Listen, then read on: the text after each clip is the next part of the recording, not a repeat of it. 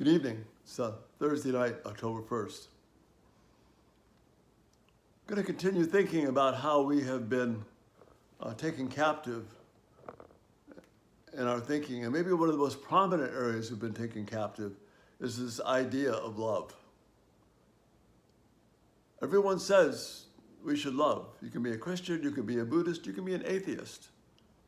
Everyone will say that we should love. But if we really want to love, we have to love the way that God says. Otherwise, it's counterfeit love. We can't let the other person that we are interacting with determine what love is. God has to do that. So we can be gracious and kind and make sure we have integrity before God and man. Jesus describes this for us in just such a beautiful way in John chapter 13. A new commandment I give you, love one another. As I have loved you, so you must love one another. All men will know that you're my disciples if you have love one for another. Now, why is Jesus saying this is a new commandment? Because notice the context. There's plenty of challenges to love in the Old Testament. But the reason it's new is because of this qualifier. As I have loved you. No one had seen that before. That's what makes it new. The disciples had seen firsthand the love of Jesus.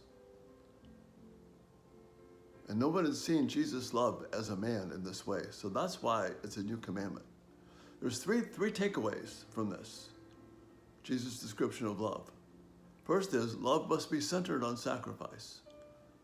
The second one is, love must be centered on the glory of God. And then the third one is that love must be centered around the purpose of evangelism. Centered on sacrifice, centered on the glory of God, centered on evangelism. Well, how can we get that out of these verses? Well, the first part is we're to love as Jesus has loved us. And he was not about himself. As Philippians tells us, he emptied himself, came to serve. His whole life was a living sacrifice for us and secured our atonement. If we're going to love, it can't be about what's good for us. It's about what brings honor to God. True sacrifice. The second component, love must be centered on the glory of God, bringing honor to him. This is what Jesus was all about. He didn't come to do his will. He came to do the will of the Father and to honor him. And that's what he did. Jesus knew what love is because that's what brought honor to God. So we can't say we love man if we're not focused on what it means to love God first. That's then how we can love each other the best. And again, we're not talking about whether we're talking about marriage. It doesn't matter if we're talking about marriage, it doesn't talk about friendships, it doesn't talk about our church relationships, or even how to love our fellow man. These three things must be centered.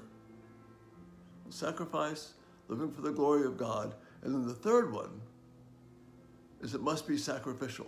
It must be evangelistic. It must be an evangelistic overtone. It is sacrificial, but it must be evangelistic. How? Because Jesus says, if you love this way, all people will know that you are my disciples. Such a simple thing. If we love in this unique way, by loving the way Christ loves us, everyone will know.